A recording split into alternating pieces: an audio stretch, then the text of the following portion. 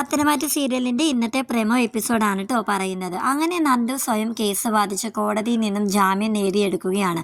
തനിക്ക് എല്ലാ സഹായവും ചെയ്തു തന്ന മാരാർ വക്കീലിനെ നന്ദിയും കോടതിയിൽ വെച്ച് തന്നെ അവൾ പറയുന്നുണ്ട് കേട്ടോ. എന്നാൽ എല്ലാ തെളിവുകളും തനിക്ക് ശേഖരിച്ചു തന്നത് ദേവയാനിയാണെന്നുള്ള കാര്യം മറ്റുള്ളവരോട് ആരോട് തുറന്നു പറയാനാവാതെ നിസ്സഹായനായിട്ട് നിൽക്കുകയാണ് കേട്ടോ മാരാർ വക്കീൽ. നയനെ ഫീസ് എത്രയാണെന്നൊക്കെ മാരാർ വക്കീലിനോട് ചോദിക്കുന്നുണ്ട് കേട്ടോ. അപ്പൊ അനന്തപുരി തറവാടുമായിട്ടുള്ള ആത്മബന്ധം കൊണ്ട് തനിക്ക് ഫീസ് ഒന്നും വേണ്ട, എന്തായാലും നന്ദു സ്വയമല്ലേ കേസ് വാദിച്ചത്, പിന്നെ തെളിവുകൾ എന്നെ കൊണ്ടാവുന്ന വിധത്തിൽ ഞാൻ ഏർപ്പാടാക്കി കൊടുത്തന്നേ ഉള്ളൂ എന്നൊക്കെ പറഞ്ഞ് വക്കീൽ ഇങ്ങനെ പോവാണ്. നവ്യനായനെ നന്ദുവിനെ വാമോളെ ഇനി നമുക്ക് വീട്ടിലേക്ക് പോകാം, അച്ഛനും അമ്മയൊക്കെ നമ്മളവിടെ കാത്തു നിൽക്കുമായിരിക്കും എന്നിങ്ങനെ പറയുമ്പോഴത്തേക്ക് നന്ദു ആണെങ്കിൽ ഇല്ല, ഒരാളെയും കൂടെ കണ്ടിട്ട് അയാളോട് കൂടെ രണ്ട് വർത്താനം പറഞ്ഞിട്ട് നമുക്ക് വീട്ടിലേക്ക് പോയാൽ മതി എന്നും പറഞ്ഞ് അനാമികയുടെ അച്ഛനെ കാത്ത് നിൽക്കാൻ കേട്ടോ.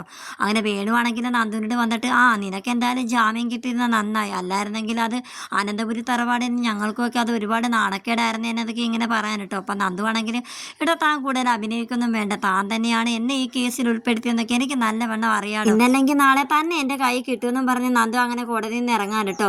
വീട്ടിലാണെങ്കിൽ അച്ഛനും അമ്മയും നന്ദു വരുന്ന വരവും കാത്ത് ഇങ്ങനെ നിൽക്കുകയാണ്. അങ്ങനെ നയനയുടെയും നവ്യയുടെയും കൂടെ നന്ദുവിനെ കണ്ടപ്പോഴത്തേക്ക് അവരൊത്തിരി സന്തോഷമായിട്ടോ. അങ്ങനെ കഴിക്കാനൊക്കെ അവർക്ക് വിളമ്പി കൊടുക്കുകയാണ്. അപ്പോൾ ഈ സമയം നമ്മുടെ അനാമിക ആണെങ്കിൽ കോടതിയിൽ എന്തായി തീരുമെന്നും പറഞ്ഞിട്ട് ഫോണിൽ വേണുവിനെ വിളിച്ചുകൊണ്ടിരിക്കുകയാണ്. അപ്പോൾ വേണുവിനെ വിളിച്ചിട്ട് കിട്ടുന്നില്ല കേട്ടോ. അപ്പോൾ അനാമികയുടെ അമ്മ പറയുന്നുണ്ട്, മോളെ നീ ടെൻഷൻ അടിക്കാതെ, കോടതി വിധി എന്തായാലും നമുക്ക് അനുകൂലമായിരിക്കും, അവളിപ്പോൾ ജയിലിലോട്ട് പോയി കാണുമെന്നൊക്കെ ഇങ്ങനെ അനാമികയോട് പറയാണ്. അപ്പോൾ അനാമിക ആണെങ്കിൽ സന്തോഷത്തോടെ ഇങ്ങനെ ഇരിക്കാൻ കേട്ടോ. അവൾ ജയിലിൽ പോയി കാണും, ഇനി അനുയുടെ ജീവിതത്തിലേക്ക് അവിടെ കടന്നു വരവൊന്നും കാണില്ല എന്നൊക്കെ ഇങ്ങനെ പറഞ്ഞിങ്ങനെ ഇരിക്കുകയാണ്.